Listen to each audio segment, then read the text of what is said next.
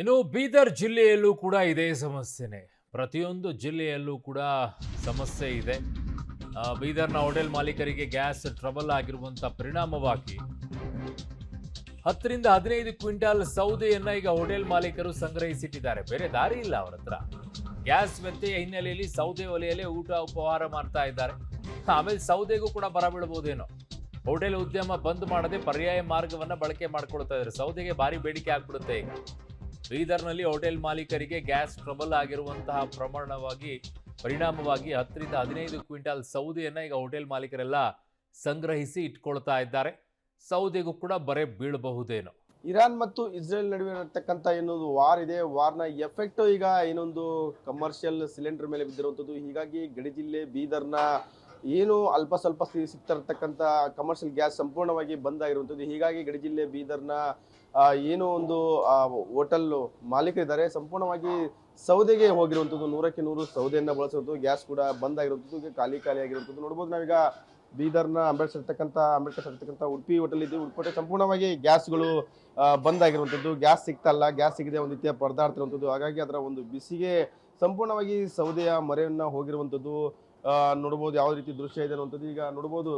ಇಲ್ಲೇ ಒಂದು ಅಲ್ಪ ಸ್ವಲ್ಪ ಸೌದೆ ಬಳಸ್ತಾ ಇದ್ರೆ ಇವತ್ತು ಸಂಪೂರ್ಣವಾಗಿ 2-3 ಏನೋ ಒಂದು ಒಲೆಗಳಲ್ಲಿ ಸೌದೆ ಬಳಸ್ಕೊಂಡು ಈಗ ಉಪಹಾರ ಆಗಿರ್ಬೋದು, ಊಟ ಆಗಿರ್ಬೋದು, ಇನ್ನಿತರ ಎಲ್ಲವನ್ನು ಮಾಡ್ತಾ ಇರುವಂಥದ್ದು. ಸಂಪೂರ್ಣವಾಗಿ ಗ್ಯಾಸ್ ಏನಿದೆ, ಗ್ಯಾಸ್ ಸಂಪೂರ್ಣವಾಗಿ ಖಾಲಿ ಆಗಿರುವಂಥದ್ದು. ಯಾಕಂದ್ರೆ ಈಗ ಗ್ಯಾಸ್ ಸಿಗ್ತಲ್ಲ, ಹೀಗಾಗಿ ಈ ಒಂದು ಸೌದೆ ಮರೆ ಹೋಗಿರುವಂಥದ್ದು. ಸೌದೆ ಇಟ್ಕೊಂಡು ಈಗ ಎಲ್ಲ ಸಬ್ಜಿ ಮಾಡುವಂಥದ್ದಾಗಿರ್ಬೋದು, ಮತ್ತೆ ಸಾಂಬಾರ್ ಆಗಿರ್ಬೋದು, ಏನೋ ಉಪಹಾರಕ್ಕೆ ಬೇಕು ಉಪಹಾರ ಆಗಿರ್ಬೋದು, ಊಟ ಎಲ್ಲವನ್ನು ಮಾಡ್ತಾ ಇರುವಂಥ ದೃಶ್ಯ ನೋಡ್ಬೋದು. ಈಗ ನಿನ್ನೆ ಸಂಪೂರ್ಣವಾಗಿ ಏನು ಅಲ್ಪ ಸ್ವಲ್ಪ ಬಳಸ್ತಾ ಇದ್ರು, ಗ್ಯಾಸ್ ಇತ್ತು, ಆದ್ರೆ ಇವತ್ತು ಗ್ಯಾಸ್ ಸಂಪೂರ್ಣವಾಗಿ ಬಂದ್ ಆಗಿರುವಂಥದ್ದು. ಅಲ್ಲಿ ಕೂಡ ಕಮರ್ಷಿಯಲ್ ಗ್ಯಾಸ್ ಏನುವುದು ಸಿಗ್ತಲ್ಲ. ಹೀಗಾಗಿ ಸಂಪೂರ್ಣವಾಗಿ ಈ ಕಡೆ ಹೋಟೆಲ್ ಬರ್ತಕ್ಕಂಥ ಗ್ರಾಹಕರನ್ನು ಬಿಡಕ್ಕಾಗ್ತಲ್ಲ, ಬಂದ್ ಮಾಡೋಕ್ಕೂ ಆಗ್ತಲ್ಲ. ಹೀಗಾಗಿ ಏನ್ ಮಾಡೋದು ಅನ್ನುವಂಥದ್ದು ಈಗ ಸಂಪೂರ್ಣವಾಗಿ 100ಕ್ಕೆ 100 ಸೌದೆಯನ್ನ ಬಳಸ್ಕೊಂಡು ಅಡಿಗೆಯನ್ನ ಮಾಡ್ತಾ ಇರುವಂಥದ್ದು, ಉಪಹಾರಗಳನ್ನ ಮಾಡ್ತಾ ಇರುವಂಥದ್ದು ನೋಡ್ಬೋದು. ಈಗಾಗಲೇ ಸ್ಟಾಕ್ ಮಾಡ್ಕೊಂಡಿರುವಂಥದ್ದು ಅಲ್ಲಿ ಸೌದೆಯನ್ನ ಪ್ರಮುಖವಾಗಿ ಹೋಟೆಲ್ ಹೊರಗಡೆ ಕೂಡ ಏನು ಕ್ವಿಂಟಲ್ ಗಟ್ಟಲೆ ಸೌದೆಯನ್ನ ಈಗ ಸ್ಟಾಕ್ ಮಾಡ್ಕೊಂಡಿರುವಂಥದ್ದು. ಹೀಗಾಗಿ ಸೌದೆ ಮೇಲೇನೆ ಎಲ್ಲವನ್ನು ಈಗ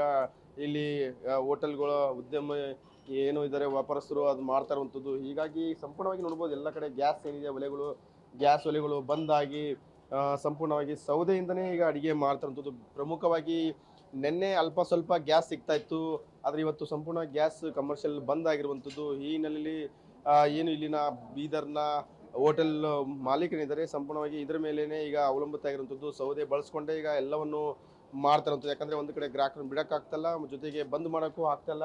ಹೀಗಾಗಿ ಸರ್ಕಾರಕ್ಕೆ ಒಂದು ನಮಗೆ ಗ್ಯಾಸ್ ಅನ್ನ ಕೊಡಿ ಅನ್ನುವಂಥದ್ದನ್ನ ಹೇಳ್ತಿರುವಂಥದ್ದು. ಸಂಪೂರ್ಣವಾಗಿ ಎಲ್ಲ ಕಡೆ ನೋಡ್ಬೋದು. ಈ ಕಡೆ ಏನು ಕಾಣ್ತಾ ಇದೆ ನಿಮಗೆ ಎಲ್ಲ ಗ್ಯಾಸ್ಗಳು ಏನು ಒಲೆಗಳಿತ್ತು ಅದು ಕೂಡ ಬಂದ್ ಆಗಿರುವಂಥದ್ದು ದೃಶ್ಯಗಳು ನೋಡ್ಬೋದು. ಸೌದೆಯಿಂದನೇ ಎಲ್ಲನೂ ಮಾಡ್ತಾ ಇರುವಂಥ ದೃಶ್ಯಗಳು ನೀವು ನೋಡ್ಬೋದು. ಇಲ್ಲಿ ಎಲ್ಲ ಸಂಪೂರ್ಣವಾಗಿ ಗ್ಯಾಸ್ ಇಂದ ಏನೋ ಮಾಡ್ತಾ ಇದ್ರೆ ಗ್ಯಾಸ್ ಸಂಪೂರ್ಣವಾಗಿ ಬಂದ್ ಆಗಿರುವಂಥದ್ದು. ಎಲ್ಲವೂ ಗ್ಯಾಸ್ ಸಿಲಿಂಡರ್ಗಳು ಖಾಲಿ ಆಗಿರುವಂಥದ್ದು. ಕಳ್ಳಸಂತೆಯಲ್ಲೂ ಕೂಡ ಎಷ್ಟು ಕೊಟ್ಟರು ಸಿಗ್ತಾ ಇಲ್ಲ. ಹೀಗಾಗಿ ಒಂದು ರೀತಿಯ ಏನು ಮಾಡೋದು ಅನ್ನುವಂಥದ್ದು ಮಾಡುವ ಹಂತಕ್ಕೆ ಈಗಾಗಲೇ ಬಂದಿರುವಂಥದ್ದು. ಬಂದಂಥ ಸಂದರ್ಭದಲ್ಲಿ ಗ್ರಾಹಕರನ್ನ ಕಳ್ಕೊಬಾರ್ದು ಅನ್ನೋ ದೃಷ್ಟಿಯಿಂದ ಈಗ ಸೌದೆಯ ಮರೆಯನ್ನು ಹೋಗಿರುವಂಥದ್ದು. 2-3 ಒಲೆಗಳು ಹಾಕ್ಕೊಂಡು ಎಲ್ಲವನ್ನು ಮಾಡ್ತಾ ಇರುವಂಥದ್ದು. ಪ್ರಮುಖವಾಗಿ ಚೈನೀಸ್ ಫುಡ್ ಆಗಿರ್ಬೋದು, ಅಂದರೆ ಗ್ಯಾಸ್ ಹೆಚ್ಚುವರಿಯಾಗಿ ಏನು ಗ್ಯಾಸ್ ಖರ್ಚಾಗುತ್ತೆ ಆ ಒಂದು ಎಲ್ಲ ಒಂದು ಮೆನುಗಳನ್ನು ಕಟ್ ಮಾಡುವಂಥದ್ದು. ಅಂದರೆ ಪ್ರಮುಖವಾಗಿ ಚೈನೀಸ್ ಫುಡ್ ಆಗಿರ್ಬೋದು, ಬೇರೆ ಬೇರೆ ಏನು ಜಾಸ್ತಿ ಗ್ಯಾಸ್ ಖರ್ಚಾಗುತ್ತೆ ಅದನ್ನು ಸಂಪೂರ್ಣವಾಗಿ ಮೆನುವಿಂದ ತೆಗೆದಾಕಿರುವಂಥ. ಈಗ ನಮ್ಮ ಜೊತೆಗೆ ಮಾಲೀಕರಿದ್ದಾರೆ, ಅವ್ರನ್ನೂ ಮಾತಾಡಿಸುವಂಥ ಕೆಲಸ ಮಾಡೋಣ. ಏನು ಪ್ರಮುಖವಾಗಿ ನಿನ್ನೆ ಗ್ಯಾಸ್ ಅಲ್ಪ ಸ್ವಲ್ಪ ಇತ್ತು, ಇವಾಗ ಸಂಪೂರ್ಣವಾಗಿ ಬಂದಾಗಿದೆ. ಹೀಗಾಗಿ 100ಕ್ಕೆ 100ಗೆ ಸೌದೆ ಮೇಲೆ ಮಾಡ್ತಾ ಇದ್ದೀರಾ ಏನು? ಹೌದು ಸರ್, 80% 90% ಬಂದುಬಿಟ್ವಿ ನಾವು ಇದ್ರ ಮೇಲೆ. ಸೊ ಒಂದು ಅಲ್ಪ ಸ್ವಲ್ಪ ಏನು ದೋಸೆಗೆಲ್ಲ ಬೇಕು ಅದಕ್ಕೆ ಮಾತ್ರ ಇಟ್ಟಿದ್ದೀವಿ. ಚೈನೀಸ್ ಐಟಮ್ ಅಂತೂ ಯಾವ ಜಾಸ್ತಿ ಗ್ಯಾಸ್ ಖರ್ಚಾಗ್ತದೆ. Example Chinese item, gobi item ಆಗಿರ್ಬೋದು, ಸೂಪ್ ಐಟಮು ಇವೆಲ್ಲ ನಾವು ಕ್ಲೋಸ್ ಮಾಡಿದ್ದೀವಿ ಈಗ ಸದ್ಯಕ್ಕೆ. ಗ್ರಾಹಕರು ನಮಗೆ ತುಂಬ ಸಪೋರ್ಟ್ ಮಾಡ್ತಿದ್ದಾರೆ. ಕೇಳಿದ್ರು ಅವ್ರು ಕಾಂಪ್ರಮೈಸ್ ಆಗಿ ಏನಿದೆ ಅದರ ಕೊಡಿ ಸರ್ ಅದೀಗ ಊಟ ಮಾಡೋಕ್ಕೆ. ಅವರು ನಮ್ಮ ಕಷ್ಟನ ಅರ್ಥ ಮಾಡ್ಕೊಳ್ತಾ ಇದ್ದಾರೆ. ಆದರೆ ನಮ್ಮ ರಾಜ್ಯ ಸರ್ಕಾರ ನಮ್ಗೆ ಅರ್ಥ ಮಾಡ್ಕೊಳ್ಬೇಕಾಗಿದೆ ಎಲ್ಲ ಹೋಟೆಲ್ದವ್ರ ಕಡೆಯಿಂದ. ಈಗಾಗಲೇ ಸುಮಾರು ಈಗ ನಾವು ಬರುವಾಗ ನೋಡ್ತಾ ಇದ್ದೇವೆ ಸುಮಾರು ಸಣ್ಣ ಗೂಡು ಅಂಗಡಿಗಳೆಲ್ಲ ಬಂದಾಗ್ಬಿಟ್ಟಿದೆ. ನಮ್ಮ ಹತ್ರ ಇಲ್ಲ ಈಗ ಸಬ್ಸ್ಟಿಟ್ಯೂಟ್. ನಾವು ಅದು ಕಟ್ಟಿಗೆ ಒಲೆ ತೊಗೊಂಡು ಸ್ಟೋರ್ ರೂಮಲ್ಲಿ ಇಟ್ಟಿದ್ವಿ. ನಾವು 5 ವರ್ಷ ಹಿಂದೆ ತೊಗೊಂಡು ಬಂದಿದ್ವಿ.